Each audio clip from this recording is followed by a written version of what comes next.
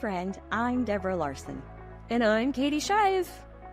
And you're listening to the Redeeming Her podcast, where we aim to create a safe place for honest conversations that will inspire you to discover God's love through your pain. Our goal is to help you reframe your story and find freedom for the future. So grab a latte and maybe some Kleenex, and let's dive into this week's episode.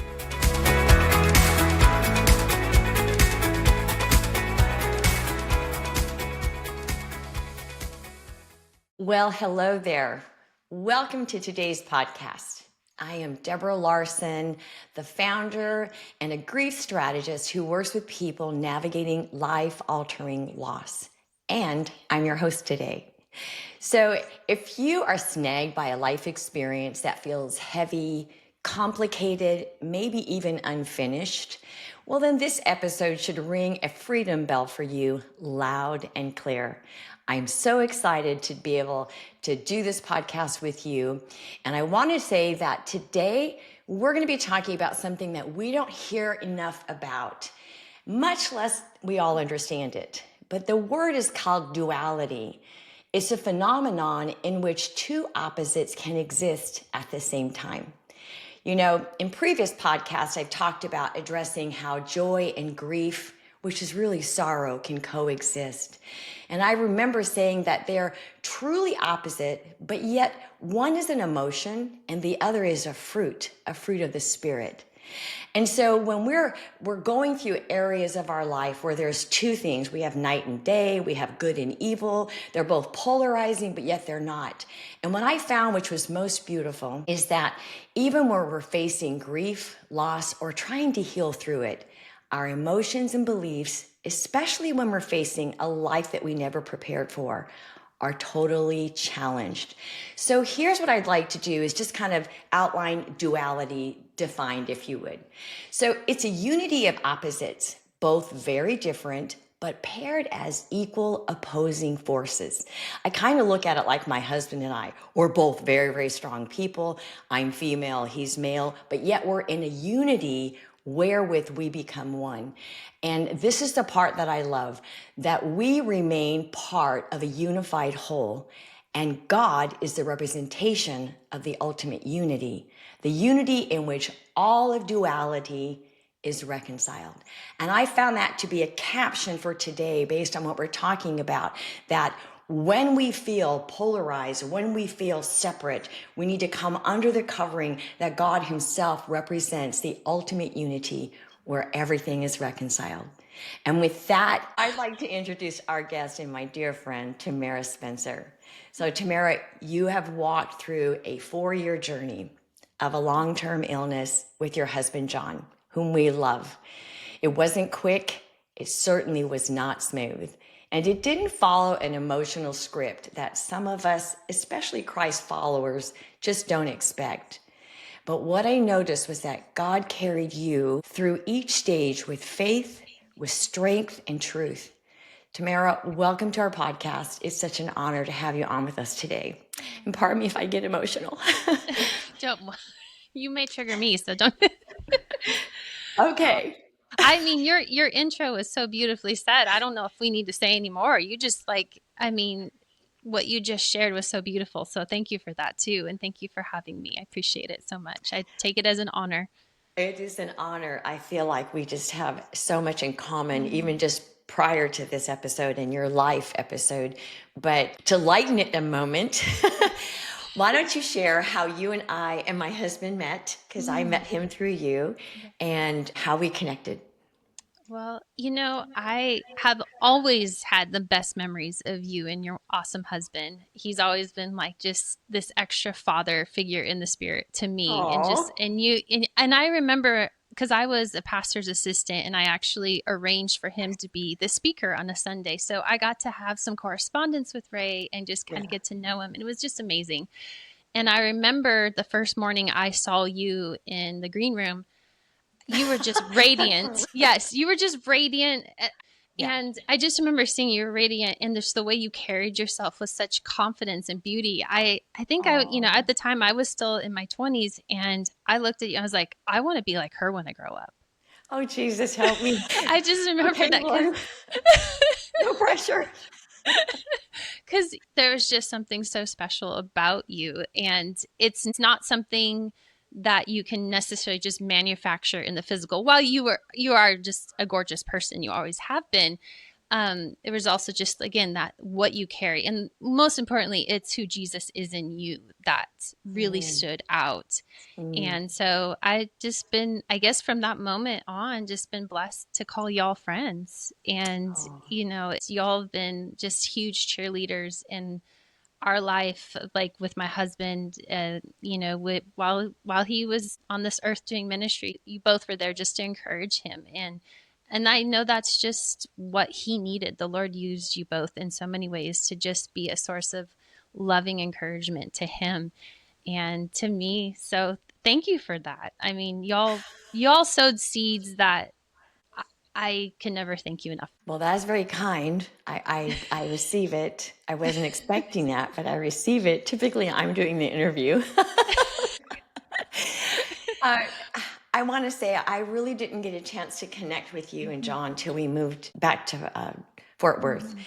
and it was really exciting because when Ray would go and speak places, he would come back and tell me things because he would connect with all the leaders, and I'm like, I just want to go talk to the people. I don't really want to be in the green room, kind of a thing. I remember when you and John were transitioning from that location and some of the struggles that you were facing in Raymond's direction. I love it when I watch him step into a realm of supernatural knowledge, if you would, and or just this authority that he carries is so comforting to me when I see that, and how he loved John and loved you and wanted your best. Even taking a risk and like, I don't really care what this person says. I'm going to tell them what they need to do for themselves. And I'm like, go, Ray. I love it. I love truth to prevail every single time we get. So it was really much more personal when we moved here and then you and John would come down and help us try to do things at the house. And, Ray thinking he's still 35 years old. I mean,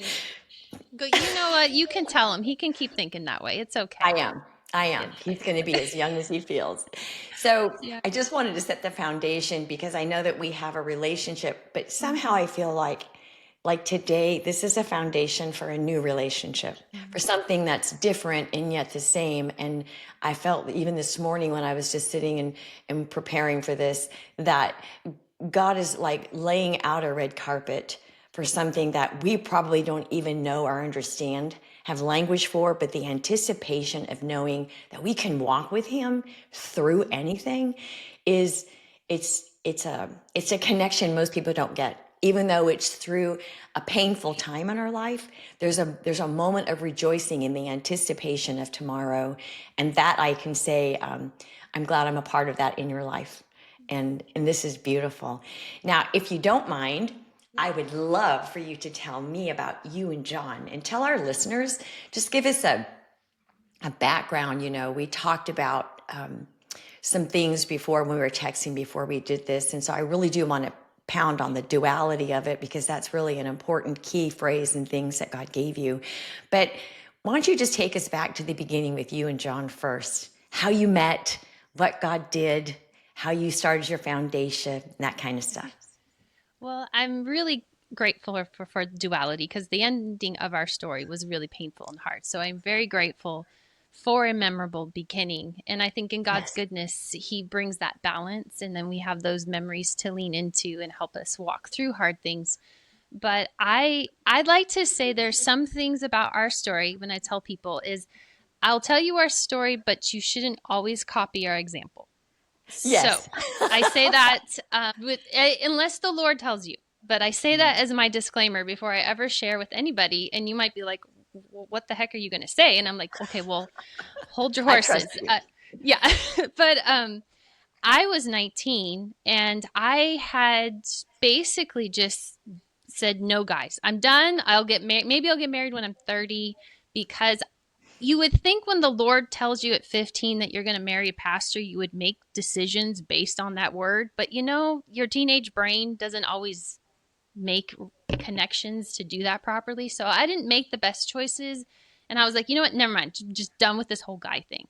And so when like God shows up sometimes after you do a hard surrender, this was like one of those times, because I put that down hard. Like I laid down that dream to be with someone.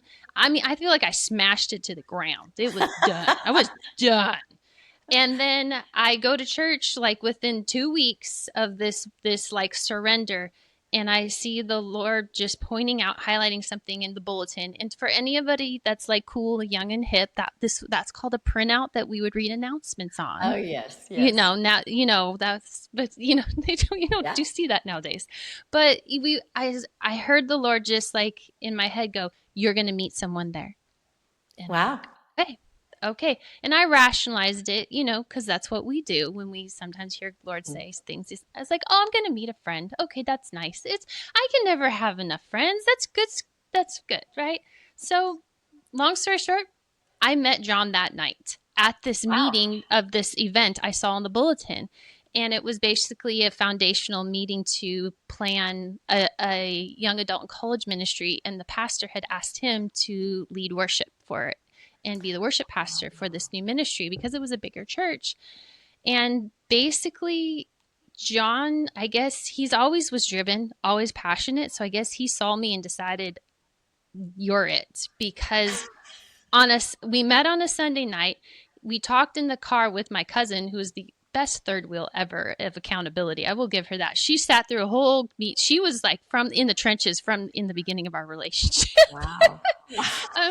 She was like, yep, this is a thing. And she got to witness the whole thing when it started. And basically he figured out where I worked in an intentional way, not a creepy way. I'd like to, there's a difference. And he showed up on the first I worked at a doctor's office. The first day the doctor's office was open. He came in and scheduled an appointment so that he could see me again that week. And that sounds like John. Yeah. That and he sounds did. John. He came in for his appointment, and then he asked me out to go to this lake to walk around, and that was our first date. And basically, by the end of that date, we had figured out if we want to get married, how many kids we'd want to have, all the things that you tell people not to do on the first date to scare people away. We did it all. We covered every basis. It was very efficient. And that was our first date. And then we were engaged 2 weeks later. So, I mean, basically 2 week, I met a guy and got engaged. So that's where my disclaimer comes in. Doesn't always work for everybody. Don't always recommend that timeline. But when God says it's okay, then it's okay. And we got married exactly a year later, because that was my parents' thing, which is amazing. They were like, do premarital counseling and you need to be engaged for a year. So we basically got engaged 365 days from the engagement. And then we moved to Texas 3 months later, and he had accepted a new ministry position at that time in Texas. Wow. So it was all very quick in motion. And I know for some people it freaked out how accelerated it was for us. But I mean, in retrospect now, I wouldn't wanted to have dated for 5 years. I'm not here to judge anyone, but if in my case, that would have taken out of our timeline of how we would have walked out life together, because it got cut short. Yes. So I'm grateful that we freaked everyone out, got engaged quickly. They probably were like, oh my gosh, she's crazy, or it's not going to last. And, we were married 21 years. Obviously, the last 4 of those 21 were very difficult because he was fighting cancer. But I'm still grateful for that time and that beginning, because it was a gift. And I feel like every girl should be pursued like John pursued me. We're missing that in our society now. Yes. Intentionality, having the confidence to like go, I want you. There's just something really special about being seen. And being chosen. Yes. Yes. It's kind of like the heart of the Father. You know, I choose you. Like, why? because I choose you. Because Yeah. that goes back to what was it in him, Tamara, that you looked at that relationship and what was your foundation? Because you have similar qualities like with Ray and I.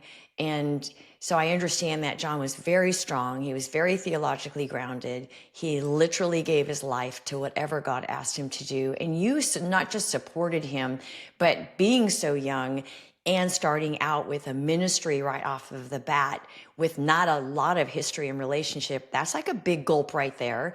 So what was the foundation that made your relationship so strong? I think we learned now with some bumps, learned to embrace each other's differences over time because we Mm-hmm. were very different. I Mm-hmm. was more shy. He was more passionately intense and driven. I'm more administrative and he's visionary. But we found ways to make it work because I found, oh, I can administrate what you see. Very good.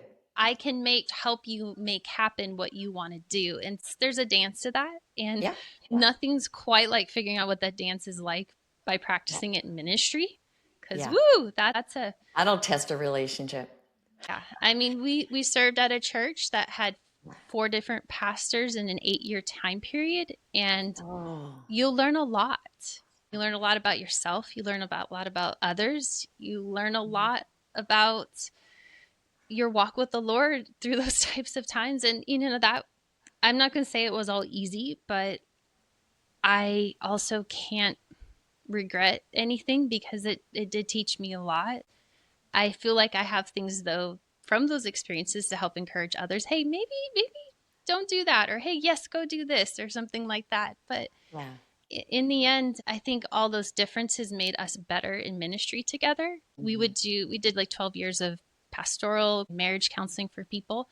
And we would have 2 very different viewpoints sometimes. Like I'll have the Captain Obvious. Here's the female viewpoint and the guy's viewpoint, but also just our personality different viewpoints. And I think sometimes it would help us talk to people better.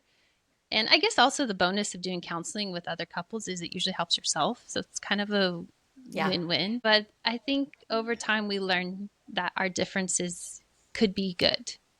And And that builds a strong foundation because it makes you face who you are, and you're either going to sink or swim.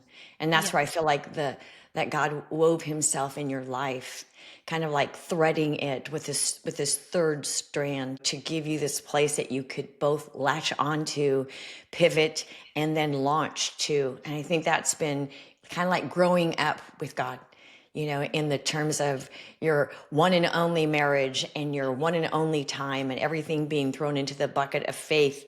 And I think that has worked out your relationship because when he was in Fort Worth, before y'all went back to California, I remember that he had this high pain tolerance. Like he could just feel all kinds of pain and it didn't bother him. And I'm thinking, do you have no nerve endings? I come back from the science part of it. I just remember yeah, his kidney diagnosis that didn't he have a huge kidney stone? yeah, you're right. Like a lot of Memory. physical assaults on him, Yes. right? Yes. Yeah. And And I think we called you one night. You were like, hey, is that I was like, you can call Deborah and just run it by her. Okay. I do remember that because I'm thinking, you're not going to pass this kidney stone. This will No. rip you in two. Yes. And people don't understand. I think they couldn't even obliterate it because they were going to go in and laser it. Yeah. And I'm thinking, I don't know how small they can make that. Like that's going to be painful. And didn't he pass it that night? All that stuff is just, I was amazed. I, I know some people say things and they sound like cliche or just in the moment, but I really think he was the strongest person I've ever met with what He he could definitely tolerate had a physically. tolerance. He did. And I think sometimes like you were so health driven, just like I am, you're Hmm. using natural processes. And it's not that we're against the medical realm. It just was a better application for our choices. And so choice has a lot to do with how our outcomes are, our belief Yeah. systems, our choice. And then that's why I said in the beginning, sometimes we think as we follow Christ or we understand a perception of the word or a promise or what the Bible says, nothing to negate any of it has to do with where it's rooted. And I kind of felt sometimes like John was like, oh, it's just a little bit of pain. And I'm thinking, dude, I don't think you're called to carry that kind of pain. I think that somewhere in your tolerance levels, he's been able to separate that function of his body to go, it's not that bad. You know, I can tolerate pain. And we know we've birthed kids. There's that moment, and then thank God it's over. But that's not the same in a man. And so I was kind of impressed with that. But I can see why, and I'll go to this place here when you talked about his diagnosis. So pardon me, I'll transition. But due to that type of relationship and how you guys handled health, and whether you go to the doctor or don't go to the doctor, and your faith, you know, you mentioned earlier when we were talking about a misdiagnosis. It was the first time I'd heard that in our conversation. Can you walk us through that? Because this is all playing a part in the full journey here, where we have a pain tolerance, we're okay, and right now, a lot of people are taking charge of their health. They're wanting to go in this direction, and there's nothing wrong with that. So tell us how the misdiagnosis came about and what was leading up to that. Yeah, that was a process. I think if I rewind and go about 10 months earlier, I feel like that's when the story really happened, because he was having some weird symptoms and he thought, I'm just having an infection. But he went into the doctor and they're like, you know what, we'll treat this as an infection, but I think you should get an ultrasound. And that terrified him. And an ultrasound? Yes. Wow. He canceled it. Wow. Looking back through a sober-minded, zoomed-out perspective, it's like, yes, I know we don't want to overly be thinking we have this or this or this or that and focus on that in that direction, but ignorance isn't always bliss. And I'm all for the natural way, like if I can in every way. I went to a holistic college, like that's my background. Sure. So it's like I'm all for that, but you can't fight something you don't know. Right.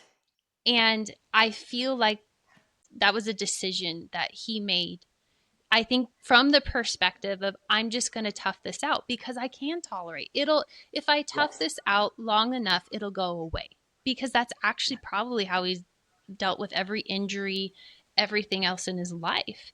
And so on one hand, I understand the mentality and there's grace for that. Like, I'm not here to be bitter about that, but there are things that we look back and you're like, oh, would that make a difference? Because in that 10-month period, there were weird symptoms that happened. And then eventually there were some things he couldn't deny because he wasn't just passing kidney stones or doing things. Something else was going on in his body and causing horrific symptoms.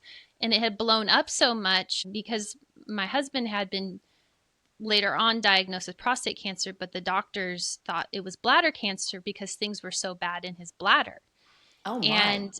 And I could only wonder, like, what would have happened if we would have known 10 months earlier? Mm-hmm. What natural things, what things we could have done to have started combating it? Because by the time he finally was forced to face what it was, it had exploded so much that even the doctors, I guess, had a hard time understanding what it was.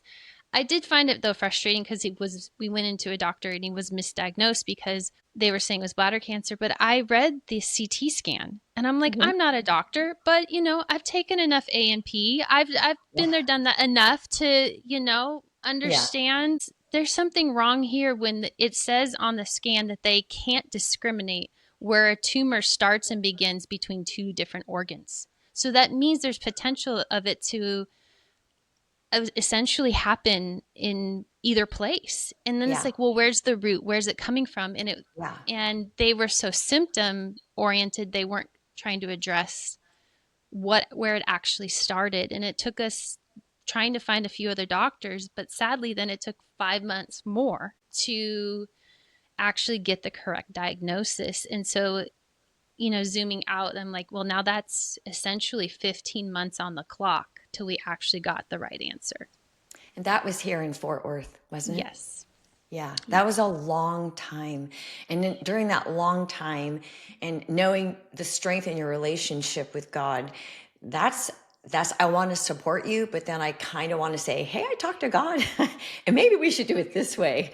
And that's that development of your relationship. You have carried that all the way through. From the time I have met you, you have always served well. You served him. And it wasn't about a hierarchy. Like there's a lot of people, and maybe I just need to make that clear. There are a lot of people in religious circles that this is that and this is that, and we have these roles. And although we do fulfill talents and skill sets and things that are necessary, I do believe that you and John had a mutual respect for one another, that there wasn't a hierarchy. There was an honor between the two of you. So when he would make a choice that you already knew from your background, this isn't a good one, like maybe we should look at some other things. How did that affect your spiritual walk with God? Because you're questioning him, I'm sure. Yeah.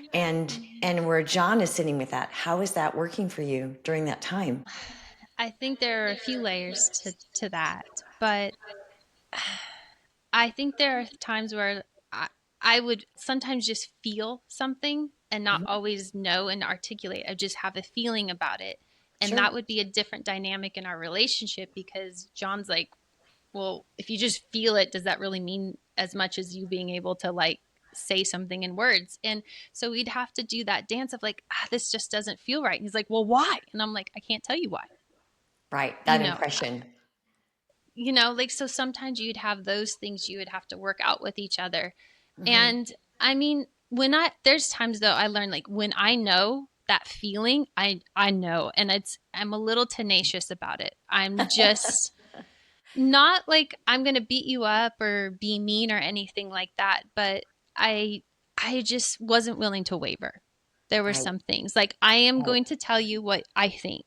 And but if in the end you want to go right instead of left, I will support you, because this is your body and it's your decision, and I will honor you. We always had the philosophy in our marriage, we never want anyone to have to use the veto card, because I feel Right. like that you should never honestly have to get to that point. That should not be a regular occurrence. That should be a very rare occurrence, because you should be communicating and have a mutual respect that is honoring in a way where you don't need a veto card. But there were some points on this journey that I allowed him to just, not in a mean way, but in a loving way, like, you hold the veto card for your journey. That's fair. And yet, I know for myself, when I've worked out some stuff with my husband, and I know, like I know, but I can't tell him, and I do, because that will just bring up all that tension. And it's not like you're going to get a divorce tension. It's like, I know, and I don't want to have to walk this journey with you because I know there's a shortcut. That's really difficult. I did find myself talking to the Holy Spirit. So I would go to the Spirit of truth and I'd be like, this is your son. This is not okay. You and I both know this is what's going on. I need you to speak to him because it's not going to come from me. And because it just wasn't going to be heard. Yeah. And we can all be that way. You can be tenacious and we can be forthright. And I found that the more that I leaned into that, I would wait and then I would watch. And the more I executed it, it would come faster. And I'm like, well, it's about time. It's like, okay, this is a good thing. Thank you. It didn't mean I got what I wanted. It meant that the Father heard me. I could trust him. And however this played out, I knew that my husband was listening. I think that's really important when you're in a relationship, especially when you have to be faced with greater crisis as it gets. And it was up and down for you guys on different things. It wasn't one thing. Like, we all get hammered. That's life. But there's a place in there where we have to have that foundation, which is why I asked you. A foundation says this is where we reside. And so I had actually said to Ray when we got married, kind of fast like you. We didn't have a year to wait. We got married, but we kind of knew about each other. So another story. See, that's why we're good friends, because y'all didn't judge us. So we're No, good. not at all. But I will tell you that I asked him, I have one ask, which is a non-negotiable. And he's like, what is that? And I said, we both go to the Father. And let me just say this, I hear him clearly. Rarely do I not hear his voice. And if that's the case and we don't agree, then we go back and we pray again until we get a message that we both understand. And then we can share that. And if we don't do that, I don't want to be married ever. And he was like, well, of course. I'm like, yeah, don't just say of course, because I'm the woman who's going to go, we're going to go to the Father. You do it on your term. I'll do it on mine. We can talk in 3 days, but we're making no decision until we know, because it's hard to know. biologically, professionally, and then spiritually, that can be a real tension. So I know that really refines your walk with God. Definitely. Yes? Yes, for sure. So, knowing you have such wisdom and intuition, I know that when that tension comes, how was it before you guys moved to California? Because I know that your daughter went back for a school there. So she went back and then you guys followed. And your parents, who are the greatest supporters I've ever seen in a family, beautiful, beautiful parents, and they went with you. So at what point in that what point in his health journey, I know he started to decline. So did it start to decline here before you moved to California? How did that play how did that all come into play? I think all of it applies because it was like a little bit of a roller coaster. Like he got better there, but also got worse there in Texas. And Yes. there was a moment he kind of felt like he was better here, and then it all went downhill too. So it was a little bit of a journey. But yes, our daughter went out to be a part of an arts conservatory because she's a professionally trained dancer. He's a phenomenal And dancer. thank you. And it was God used that, and in that time at the beginning of that year, that January, before she had graduated high school to come out here, I said, okay, God, things are shifting around us. There's been some painful things that we've walked through in ministry. There's painful things we're walking through currently because my husband is fighting for his life. And it was hard. He didn't want to lay ministry down because I felt like it was his way. Like, if I lay this down, that means I'm giving up on life. And so he still wanted to keep going and going, but it was taking a toll on him.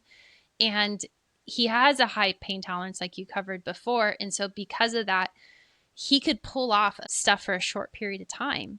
He could. Quite remarkably.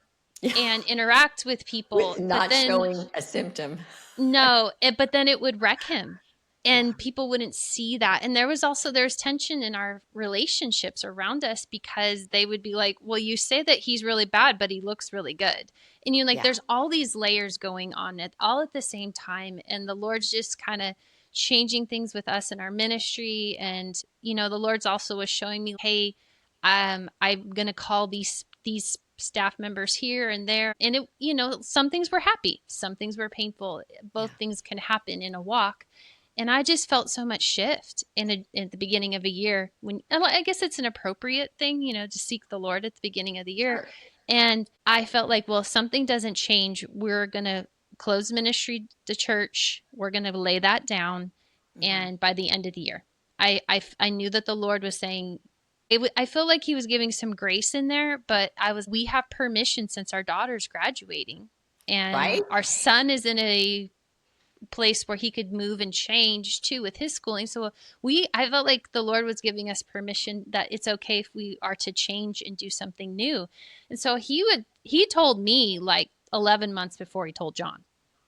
Wow. So I had to be patient in that time period.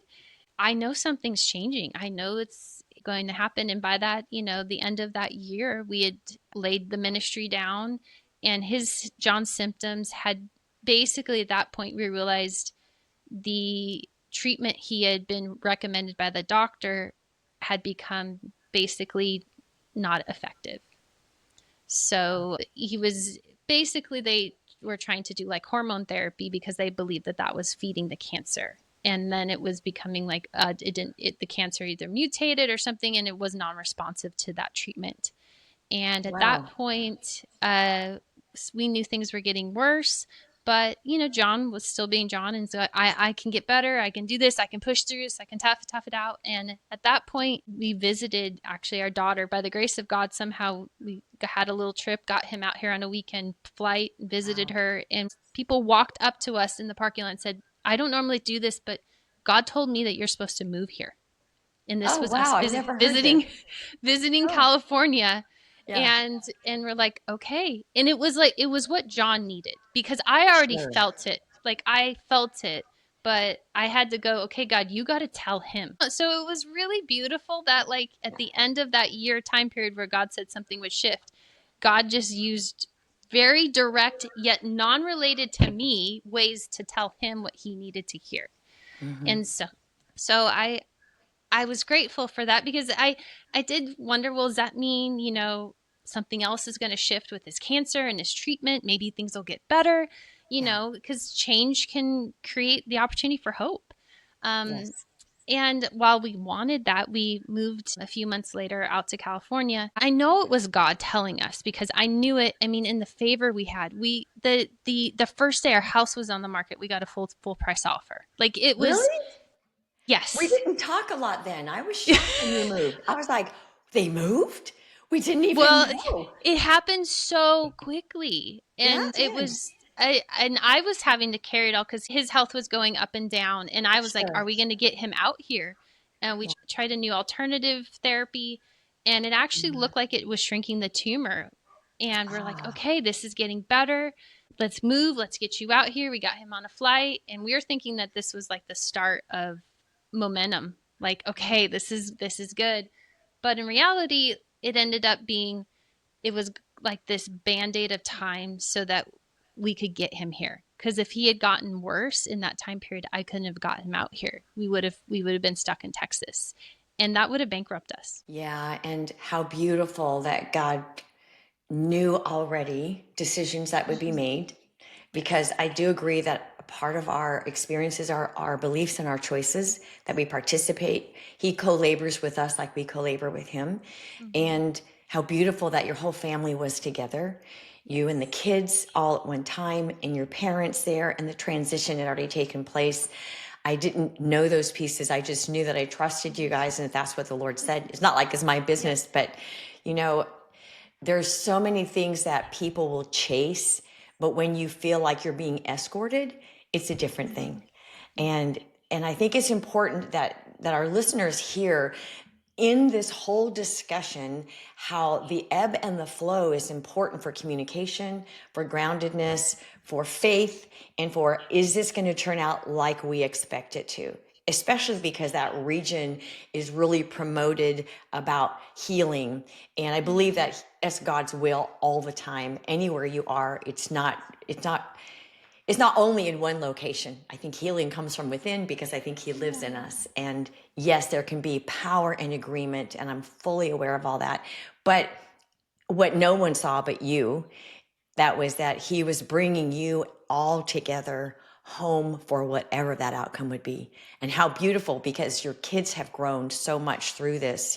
If we can we shift to what happened when it accelerated and the cancer spread in California? After, again, by God's grace, we got here, Yeah. tried to have them, and We had a yeah, beautiful view. yes, we got here and we had some transition, but we were trying to be optimistic. We got out here before my parents, and we're just kind of figuring out stuff. And my husband got worse overnight because he fell. And when he fell, it felt like a light switch of cancer had, like, I don't know how else to explain it. It just felt like everything ignited in his body where Yeah. he wasn't aware of how painful or what was going on. It was like the light switch of awareness went off in him, Yeah.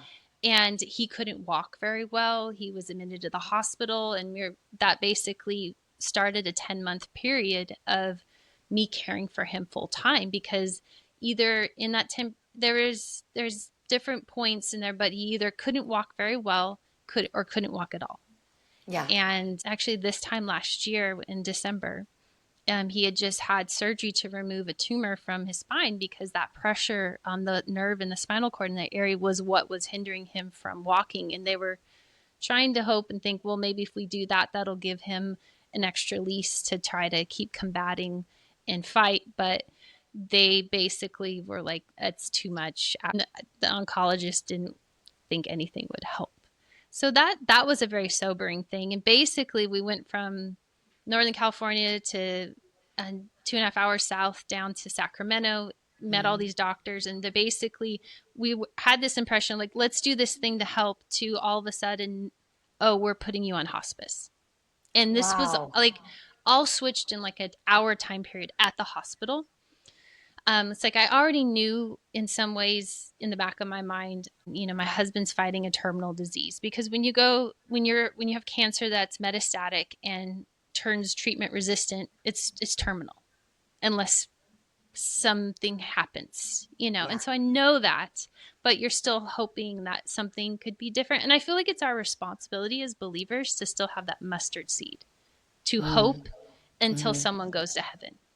And that's what I teach my kids too, because it was a lot for us and to take care of him and all that. But I was like, I know that it's a possibility that dad might go to heaven, but it's our responsibility to believe that God is capable of doing something until he shows up in heaven. And if dad shows up in heaven one day and he says goodbye here, we're going to rejoice in that, because sometimes you're healed in this side of heaven here, and sometimes you're healed in heaven. And I think we don't always want to talk about that there is that option, that we may not be healed this side of heaven, and when we have someone that has a terminal diagnosis. But at least when they know Jesus, we know that promise of them being healed the moment they showed up in heaven is true.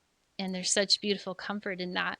And I think that helps you as you see someone you love deteriorate and get closer to that transition of life.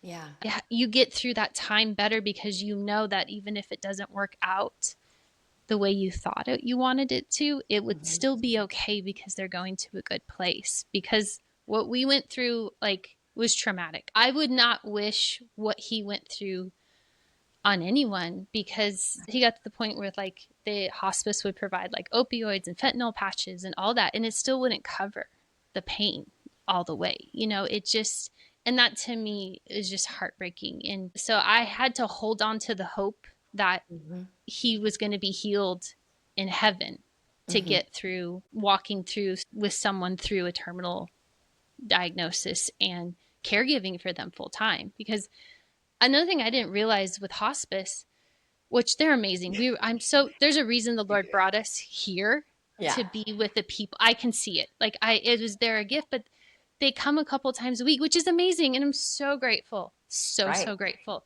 But there's, they might be here an hour a day, and there's 23 other hours to the day. It's you.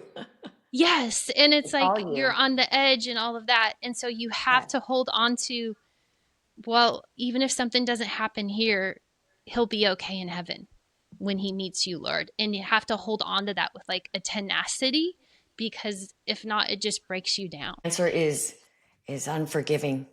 It is, to me, one of the most wicked ways to go, because it's a long-term deterioration, especially with his pain tolerance. When I look at that, I have 24, 25 years in medical and crossing over. It didn't matter where I worked. It didn't matter if I was in med surg and floated there, or if I was in ICU or doing organ donation. It seemed like God gifted me with people that were transitioning, and my faith helped them be stable, even when I transitioned them to go home, and the child or the parent the spouse would care for them. And it's that place that I know Ray, and you know this, Ray was with his wife for 31 years, and 3 years of that was decline, even though it was up and down throughout their whole marriage. And I was talking to him about that in relationship to the adaptation of the shift throughout the journey, watching it.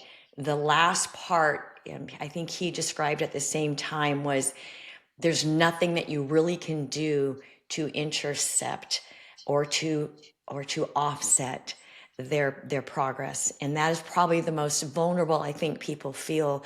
I believe, and this is the hardest transition. I pair that against somebody who had an acute or a sudden death. There's such differences. When we're talking about duality, there's so many differences and yet the same thing. And what I hear from most people is, but I believed this. And this is what the Bible says. I'm like, it is. But what we forget is we also get to choose. And there is a point where people decide, I'm done. My other girlfriend, she's in California, and we did a podcast a couple weeks ago, same thing with her husband. And he finally said, I don't want to live this way going into the last. I want to enjoy what I can, and I'm going to make that decision. And it was hard for her because she, like you, round the clock and working a full-time job, and there's no peace and no rest there. To me, that's where I see how the Spirit of God comes in and he supports you physically and otherwise, and you don't know how you've gotten through it, except in the day-to-day part of life, which we should be able to apply in our regular day-to-day life without trauma, right? That he sustained you spiritually and physically and financially, and he surrounded you with a population of people who would uphold you even at a distance. You know, that to me is where life happens. That's where transition, faith foundation, and then real community comes in. We're missing that in our culture. And part of why we do this, Tamara, is because somebody else is asking those hard questions and they didn't have a foundation. Somebody else is going, but I'm mad at God because I believed and he didn't do. And they're all justifiable emotions. They are. And here's the biggest thing is you had time. How you handled that time was your choice. You could have stayed angry. You could have been, in dismay, or you could have chose joy, which I said earlier is a fruit of the Spirit. It's not an emotion. Sometimes we do. Trust me, I've had a tremendous amount of loss in my life, and emotions can carry you away. And I'm not dismissing the overwhelm of loss at all. But what I do recognize is I can't always give it permission. And there's sometimes I just need to be steadfast and immovable. And I don't know, as I said earlier, I don't know is an appropriate answer, without making proclamations or judgments or shame or pressure on everyone around you, including yourself. And I see that you do that so beautifully, that you have such a voice in that place, and even just the aura of your spirit and your smile and where you are right now. This was this year this happened, right? Most people are like, what? And the joy in you even sharing about it is the expectation that you know where he's at. Now, if you don't mind, we talked earlier before we jumped on, and then I want to talk about duality. I know we're running out of some time, but I'm okay if we go over. Is that your daughter had a dream? Would you mind sharing that? She just blows my socks off. She's had a couple dreams. The fishing dream. The fishing. Okay. She's always had dreams. She's always had God talk to her through dreams. And I just think it's beautiful. Even when her heart was hurting and she was tempted to be hardened when she saw her dad being sick and diagnosed, because that was her teenage years as well. The Lord still spoke to her through dreams. And after we had moved here, she had a dream that she saw dad walking to join his friend who had already passed at that point from cancer in heaven, for them to go fishing together. And she was like, she knew that person's kids, and us were watching them, but we didn't get to stay there. And it was like this preview. I really think it was this preview of what actually is happening probably right now, because in God's goodness I can't imagine a better place to go fishing for John than in heaven, in the perfect place ever. And he gets to hang out and worship Jesus and do it.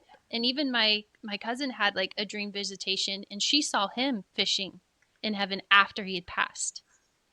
So beautiful. And all that type of stuff. It was just amazing how God prepares your heart. And that's another example of the duality. While you're hoping for something, God's also going, here, I'm going to tell you that even if it turns out differently, he's still going to be okay. And that you can't really escape the duality and all of that.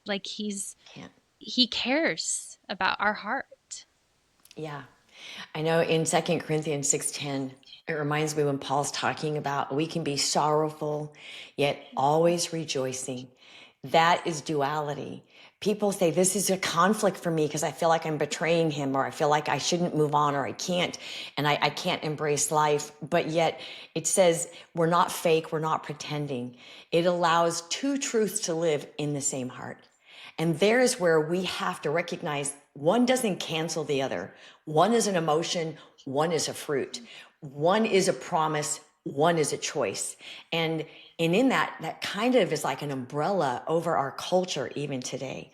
Like your children, Noah, years before when we were here, and he got that first diagnosis, and he asked God about it. And I remember because John said this and this and this, and I said, no, it's not to be unto death. No, John, it's not supposed to be that. We were in your house, and Noah said, yeah. I go, what did your son say? And he said that God told him, yeah, that's not going to be a terminal thing for him. And there's a lot of opportunity in that. Like, people are going to be asking, how are your kids? How are your kids? Like you said, this was their teenage experience. This was what they lived with growing up. And yet, here's what I see about your kids. Noah's grounded. He's found his name. He's found his voice. He's found a passion and a purpose through all of it because you gave them the opportunity to see both sides. Sometimes we want to help them not see that. And sometimes they don't know what to do. And it's okay to cry together. And it's okay to say, I don't have an understanding for that, but we know this is what God said. And now we see that he's there with him, right? Yes. Same thing with your daughter. Same thing. Like the previous dreams that she had. Sometimes God's warning us. Sometimes God is saying, you can pray in agreement with this, but still we get to choose. He never, ever alters an individual's choice. He will not interfere with that. And that's what people don't get. Well, why did God? I go, well, why didn't we? Yeah. Because that's his sovereignty. And his sovereignty is, no, I want you to always be able to choose. I may not like all your choices. They may not be the best. They're not going to keep you from me, but it's okay. And you honored him throughout your whole marriage like that, Tamara. It was beautiful. Absolutely beautiful. Let's go into duality, if that's okay for a minute. Yes. Yes, ma'am. Because you brought up in our conversation, and let me see if I put your little sentences here because I wanted to remember them. How can you grieve what you lost and still feel peace? You can't even imagine the times I hear people say this, or I read it on their post and I just want to just weep. It's not that hard, but it can feel that way. Mm-hmm. How can we miss somebody deeply and carry out a heart of gratitude? You can miss them and still have peace. The opposites can still exist. This is what God has been showing you. And I know that I wanted to ask you, did this start coming towards the end of his transition? Or did this happen after he passed and you were looking at a future that you never thought you would ever have to plan for? Probably both, because I think it intensified after.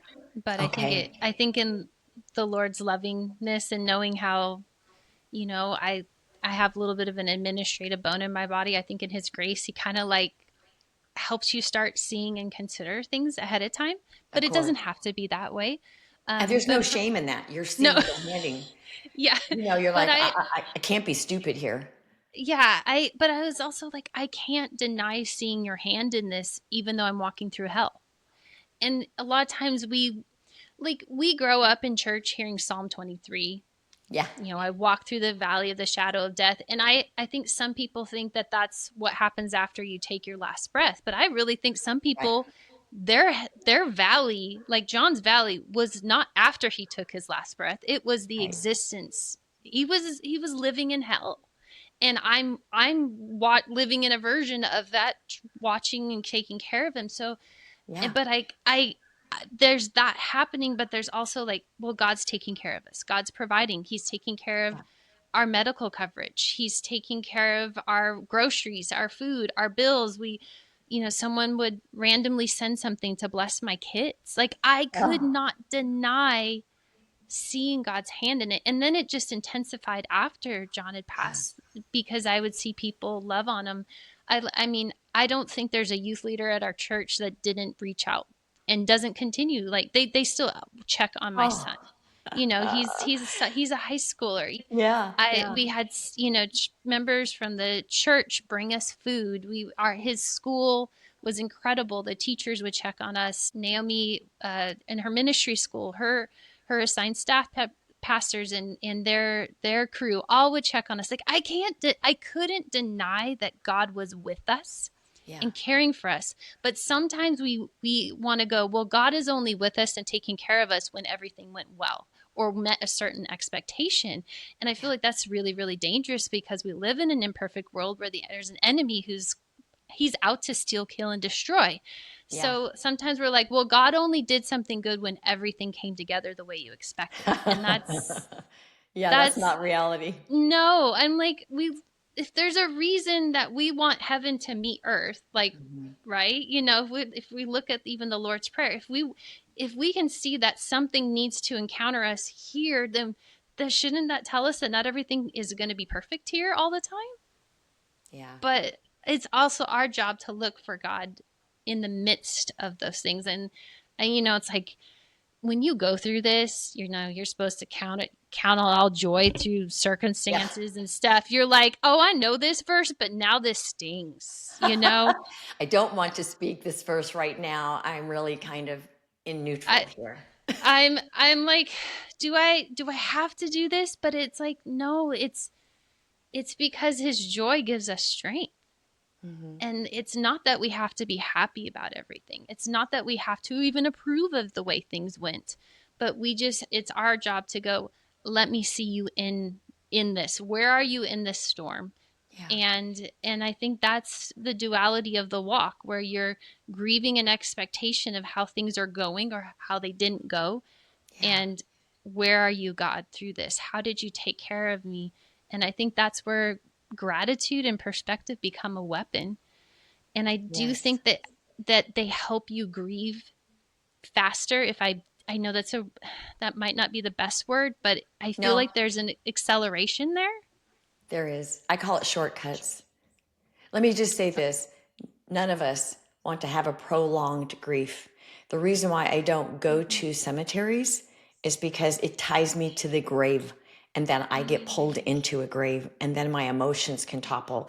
It's not like we talked earlier. You still remember. You remember all of it. And the other day, I just was flipping through pictures, and I saw this recording that my brother did when I was at Jeremy's graveside. The only two gravesides I've ever gone to is his dad and my son. That's it. I just don't go. And I'll go to the ceremony, but I don't go to the graveside.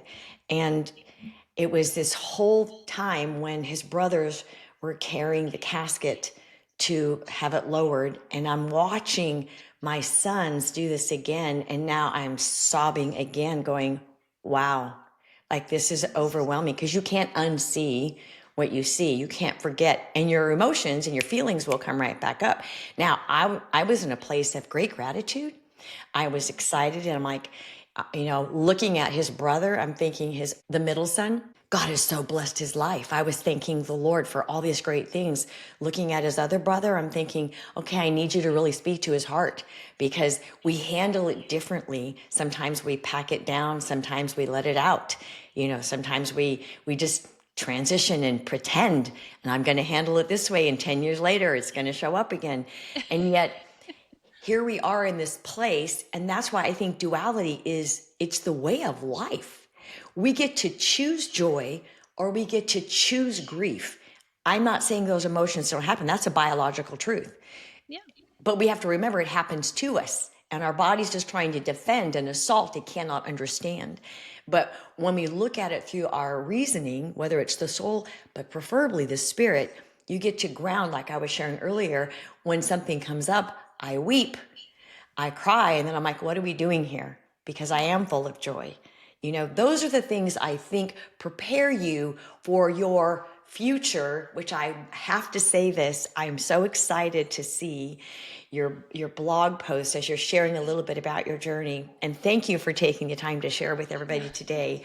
But your life 2.0, all this journey of 4 years, your whole foundation in your marriage, how you raised and communicated with your kids is so profoundly, it's a statement of the profound love and character that you guys carry, that they saw, and God is blessing. Because you're telling me your daughter's going to be 21 and your son's graduating high school. I'm like, where is the time gone? But you're taking all these beautiful hikes, and then you send me these posts with this stuff, and I'm like, I remember that mountain. Yes, it's so good. And being out in nature, people are like, I got to buy grounding sheets. I'm like, go outside for 10 minutes on your bare feet. It's like, I need the sun so bad. And you recognizing that people don't recognize that's an important thing. Go for a walk. Yeah. Let the trees speak to you. Let the calmness. There's something about the mountains that brings like the peace of God. And in there, In that moment, I guarantee you, you're able to let some thoughts and some emotion surface, and it's not taking you out because you're like, I can hear you. Oh, I can feel this. This is therapeutic. And as you were saying on one of your posts, did you know, was it somebody else shared it with me? I think it was you, about the neuroplasticity, about how our neurons heal. I'm like, Yes. right on, girl. They certainly do. Yep. To me, those are shortcuts of the things of the spirit. Hey, I provided this for you. Use it. It's free. I provided this for you. It'll give you peace. It'll do things you can't even recognize are happening. And that's your 2.0. Like, girl, how many more hikes are you going to go on? As many as it takes to build more neural pathways is the way I look at it. I need more happy synapses in the brain, you know. I'll just keep going, but there is a beauty to pairing Christianity and science. Yes, Because it's to all been separate, created for us. yeah, I'm like, there's no new thing under the sun. God created it all to begin with. So why are we being silly and separating it? One can testify the other if we're willing to clear out the filters of all the icky. Okay, that's another story. But No, it's all just, good. you know, like, look at waterfalls, happy ions, or the ocean. You get happy. There's those ions in the air from the water movement. And it's like, Yes, it there's is. a reason, like, they've done documented studies on how that makes you feel better. Yeah. And it's like, that's beautiful. Like, that It our is. environment can affect us towards good. And sometimes we have to seek out those environments that will encourage and help us to renew our mind. And if that's a hike, then go for it. If that's a walk. But for me, give me some trees and something pretty to look at. Cause it's like it was survival. Like, I need to know that something's bigger than this feeling. Amen to that. Like something, like, because the feeling of grief there's a temptation to let it consume you. And I feel like when you get out and you get out of the box, you are reminded, and you're forced to be reminded, that there is something bigger than that emotion and even that memory. Like, Yes. I go look at a mountain, it's like, oh, where do I get my help from? Mountains. Like, it makes the verses Yes. come on. I'm like, well, if God can create that mountain, then I have to, yes, deal with this grief, but I also should be able to have hope that there can be a future for me and that it's not all done. I'm 42. I shouldn't be tempted to be depressed and think my life is over. Right. And you know what, Tamara, that brings me back to, I know that Ray didn't know this because I know you and he had a conversation and I thought it was beautiful. How about his blessing? How about John's blessing over you? To me, I cried when I read that. I was like, wow, that to me is such love. It's his love knowing. Would you mind sharing that? Yeah. Now, some things I will have to give the hospice counselor and pastoral staff credit for. We had this amazing pastor named Terry, and he helped walk John through some stuff because, again, sometimes in So John's good. strength, he was like, if I don't deal with this, if I don't talk about it, I won't have to face it. Yeah. And the irony is, like, you had to be faced with some realities, and they would tell their patients, like, hey, you need to talk to your family about this types of stuff. And so because of that provoking and that encouragement, it allowed us to have a conversation about, hey, kids, this is what I want for you when you find love. I want you to be happy. I want you to be successful. I want you to follow the Lord. I don't want you to think whether I die, that means God was bad. So And good. then he was like, I also want to look you all in the eyes, the kids, and go, hey, I'm giving your mom permission to remarry. She doesn't have to be alone the rest of her life. I don't want her to be alone. And it was a lot, you know, because I in my younger age, because, you know, I met him at 19, Right? and I thought it was, I mean, I spent more than my half of my life with this person, you know, at that point. So I, in my young age, I thought, oh, that if I vow I never would remarry if I lost him. If I thought that was an expression of loyalty. Yeah, right. And we And make those vows. yeah, and I actually had to undo that with the Lord and be like, Right? well, who am I? I'm not there. I made a vow, a covenant with my, you know, my husband and you. That's all the vowing that needed to be done. I don't Right. need to overexpress anything. So it was like and I had already gone through that process with the Lord, and then to hear John say, hey, you have my permission. to live life. If you find someone, I want you to be loved, because he didn't want to leave us. Of course not. There's a Of point course we had not. to go. It's okay. You can go. We'll, I know. I had to tell him we'll be okay. And I'm telling him that and myself at the same time. Of course. But it was love to go, hey, I want you to live. I Right? want you to be loved. And sometimes that's the utmost expression of love that you can get, It is I'm is going to the put most aside. pure, is the purest thing I've heard. Tamara, so many people wished they could have said goodbye to their kid when they went out the door, Yeah. or yes, I want this for you. We don't talk about this as a culture. We don't talk about this because we're taught, like you said, especially in a religious spectrum, this is what we do. We're okay. We don't even recognize that we're making vows. We're just making a promise to ourselves. Like, listen, that'll keep you in bondage. And then it will keep you tied to this grief thing that I know happens, but it's not a death sentence. It's not we humanize it. It's not that. It is a process of where we both can learn to grieve. Jesus said he was acquainted with grief. He didn't tie himself to the grave and jump in. As a matter of fact, he rose. So I'm looking at that thinking, what a beautiful ending to the story of your relationship and your marriage, the great beginning, and this kiss and this push off into the ocean. Yes, go find the future, because truthfully, he's already watching. He's already taking care of it. He's going, this is beautiful. Look at my kids. I don't think people recognize that they actually still get to participate in what's going on in the earth. They get to be a part of those events. We think, well, they're missing. They're not missing. We're missing. We're missing the future we didn't get. But he's provided another thing for you. And I think it's remarkable that you've already embraced that. To me, that's the courage and the choice of a 4-year journey. I can let it take me out, or I can pick up the pieces as we go. It's out of the desire of our hearts that start to raise up. And God's like, hey, it's good. Will you do it like this? Let me walk with you here. Those are things that are beautiful. I know we have to close. I really don't want to. But I want to thank you, because your story shows so much that most people never learn. They don't know how to identify what they feel. They don't know how to talk about it. And I'm grateful for your hospice people, because we're trained to do those kinds of things. And it's the most difficult, because if you think for a second they go home and forget all of your emotion, they don't.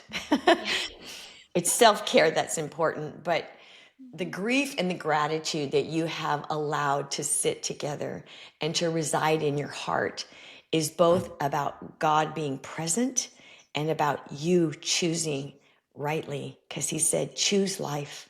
Choose life. It's what we get to do. 4 years in slow motion.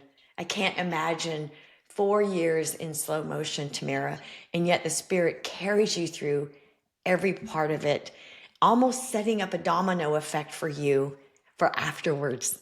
I'm thinking, dang, this is a beautiful story. And seeing it that way is like, it doesn't shift the outcome, it shifts the perspective of the future. And I think that's what we're looking for. We need to stay in hope, right? You said that. You've got to stay full of those things, not because we're pretending, because we're all doggone real here, but you didn't have to choose between peace or sorrow. You didn't have to choose between grief or life or living forward. And your kids are blossoming for it. And you're only 42 and you have a whole future ahead of you with grandbabies and weddings and all the great things I get to be invited to. I don't. I know that neither one of my kids have the special someone that they're gonna settle down with, but they Yeah, already know that you'll be there whenever they do. Whenever they say I do, we'll you come. and Ray are there. We'll come. But So, in closing, Tamara, and for those that are listening, what would you say to them? Just overall, what could you say to them? Hey, if I could talk to you right now and you're in this place, what would you share? give your pain a purpose. I don't think that we can stuff it, but Right. because that'll ooze out later. But if we can shift to go, okay, Lord, this hurts, but I need hope. I need vision for the future. Help me to see my story through your eyes. Then we can give our pain a purpose. And as hard as those conversations can be, because you're usually doing that from a painful place and a place where you're hurting, just do it, because no one is immune to pain. All we can do is be in control of how we respond to that pain, and that we can meet it with, I can have hope that my days ahead can have memories to be made, or I can be stuck and let grief be my identity. And if I could say to anyone, is do everything you can to not identify with grief. That doesn't mean you're not recognizing your pain. It doesn't mean you're stuffing it, but you're not allowing it to be, this is the thing that defines who I am. Right. I'm going to go, this was a part of my story. And yes, it marked me, but it's not all of who I am. Like, I'm a widow, but I can't make that my whole identity of Tamara the widow. I have to be, I'm Tamara. I am a daughter of God. God loves me. I have a hope and have a future. Yes, I'm a widow, but it's not all of who I am. And I feel like if someone is a widow, if I could speak to that person specifically, be like, just don't allow that title to consume your identity. Let what God says about you define your identity. No one's saying we're denying the pain. Just let what God says about you to rule the most, because what you do in this time with this soil of life, that metaphor, is going to be like a deal breaker. It's going to be the amazing time of growth, or you can stall out and not have anything germinate there. And what I'm saying is, when you go through something hard, you are making the ground for something beautiful to come later. And I think we get to control the soil of our heart and be like, hey, God, I'm a hot mess, but I need you to use this hot mess towards your glory. I feel like we could, make that the modern translation of some verses. Yeah. Like the Message in NLT modern day, God, redeem this hot mess of me. Redeem this pain. But you know what? In his goodness, he will, and he can, and he loves those prayers. He'll meet you in that spot. We just have to go, God, here I am. You don't have to go to him perfect. Go to him in your snotting, crying mess. Whatever. Hey, even if you're angry, he can handle it. Yeah, he can handle it. He can just go have a conversation and see what happens. I guarantee he'll be there. Tamara, thank you. Thank you for that powerful close. Thank you for imparting to those who are listening. And I look forward to the time you get to come back and then talk about 2.0 and where God is taking you. And for those that are listening, she has a blog that she's been writing on. If you want to follow it, I'll put it in the show notes down beneath this so you can follow that. But today I want to say that I feel like we expose the reality of grief, the truth about duality, so we don't have to be conflicted with emotions versus choice. There is a big difference. It's not a conflict. Duality is not a conflict. It is permission, because God seems to apply the core message of Tamara's story to somebody else that's facing the same challenge. So take it in. I want you to remember that the scripture says that you can be sorrowful yet rejoicing. We are held in weakness. We are met by God who comes to heal the brokenhearted. I think that's essential. So let it speak to you. Let it resonate in your heart. Think in what Tamara shared, and then share this with somebody else who absolutely needs to hear those words. From a widow to a widow, it's okay, because the widow's mite was recognized by Jesus, and your place and what you lay down before the Lord will be recognized by him too. And so I just want to ask that you follow us, share this, and then come back. We'll let you know when Tamara's going to be on again. Until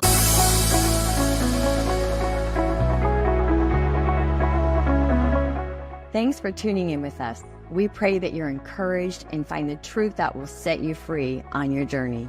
To learn more about Redeeming Her ministry or how to partner with us, please check the show notes for links or visit RedeemingHer.com. And don't forget to hit the subscribe button so you never miss an episode.